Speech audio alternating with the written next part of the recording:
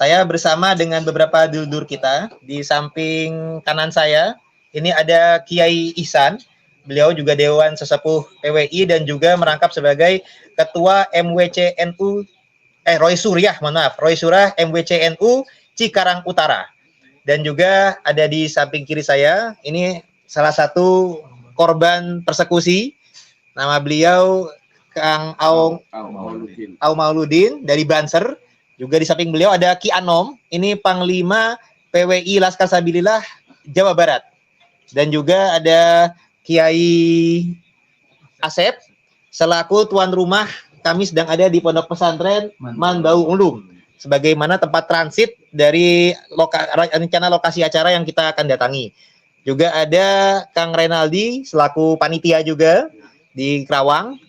Juga di sebelah kanan tadi ini juga ada beberapa, nah yang ini nih yang ada korban juga, santri NU yang menjadi korban persekusi dari kelompok preman radikal pendukung Khabib.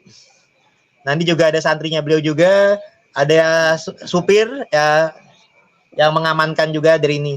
Jadi saya jelaskan kronologinya ya, Kiai.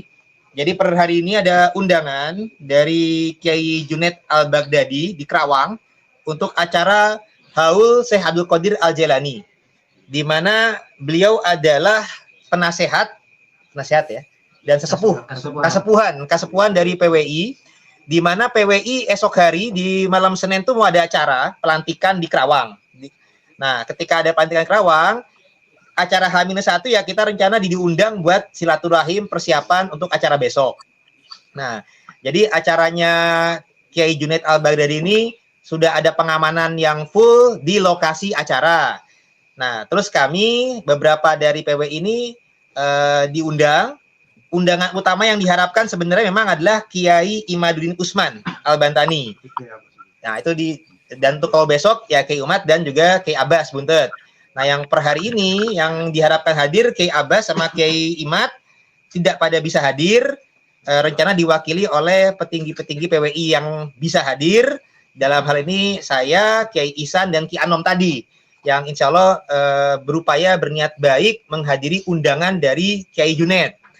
Nah, dari panitia ada instruksi untuk kami tempat transit adalah di pesantren Mandau Ulum.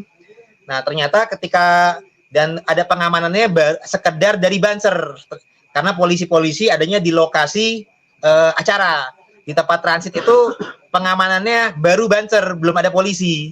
Nah, awalnya pihak panitia mengira akan aman-aman saja karena ada kabar kan Kiai Imat tidak hadir. Jadi kalau Kiai Imat nggak hadir, disangkanya akan fine-fine saja gitu, Gus Yai. Nah, ternyata ketika kami sudah berkumpul di tempat transit, lagi siap-siap untuk menuju lokasi acara sekitar jam 9:30. Nah, itu ternyata di luar tuh dihadang. Ada orang-orang tentu yang mencari-cari Kiai Imat. Dan juga perlu diketahui, ternyata beberapa hari sebelumnya itu juga sudah ada ancaman pembunuhan untuk Kiai Imat, mau dipenggal kepalanya oleh satu preman di Kerawang sini. Namanya besok itu jangan. Ya. Cimacan. Itu kode namanya Cimacan. Si Cimacan lah ya. Itu ada sudah mengasih ancaman kepada WA-nya panitia. Nah, jadi ternyata ada ancaman-ancaman pembunuhan, mereka berupaya mencari-cari Kiai Imat, tapi ternyata Kiai Imat nggak ada. Ternyata ada yang mengenal saya, mengenal Mugi gitu. Dari pas kita keluar dari lokasi pesantren mau menuju mobil, itu sudah ada penghadangan. Nah, tapi saya sempat ditarik-tarik segala macam, tapi saya juga bisa masuk, diselamatkan oleh baik panitia Kiai Asep, bagi tuan rumah, dan juga oleh saudara saya tadi ini, Kiai Ihsan, selaku Roy Surya MWCNU Cikarang Utara. Ini yang sudah menyelamatkan, saya dimasukkan ke dalam mobil beliau, Pajero. Mobilnya itu Pajero dan ada lambang NU-nya. Nah, kemudian kami menuju lokasi acara, dikejar oleh massa motor itu, dihadang, kaca mobil dipecahkan, spion dipecahkan, dan anggota yang mengawal ngiring kami, satu orang Banser dan satu orang santri tapi berjaket Banser itu dikeroyok dan dipukul sehingga lebam dan memar gitu.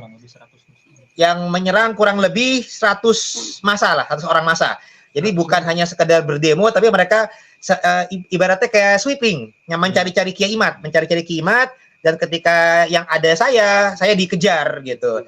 Nah, jadi emang sudah ada upaya sweeping, bahkan juga sudah ada ancaman pembunuhan untuk memenggal kepala Kiai Imad, dan juga yang perlu diketahui mobil dipecahkan, banser dikeroyok, dan juga ada lambang NU. Nanti Kiai Ihsan juga bisa memberikan penjelasan juga.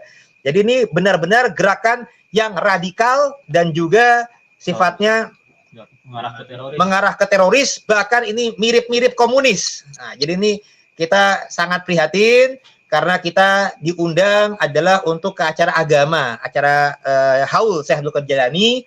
Tidak menyangka ada hal-hal orang yang mengaku beragama Islam tapi menggunakan gerakan radikal. Ya ibaratnya ini udah kayak takfiri saja ini, karena sudah ada yang kayak ibarat menghalalkan darahnya Kiai Imad dan lain sebagainya. Termasuk ini masuk juga nih kepada kriteria SAT MUI, sehingga harus menjadi perhatian banyak pihak.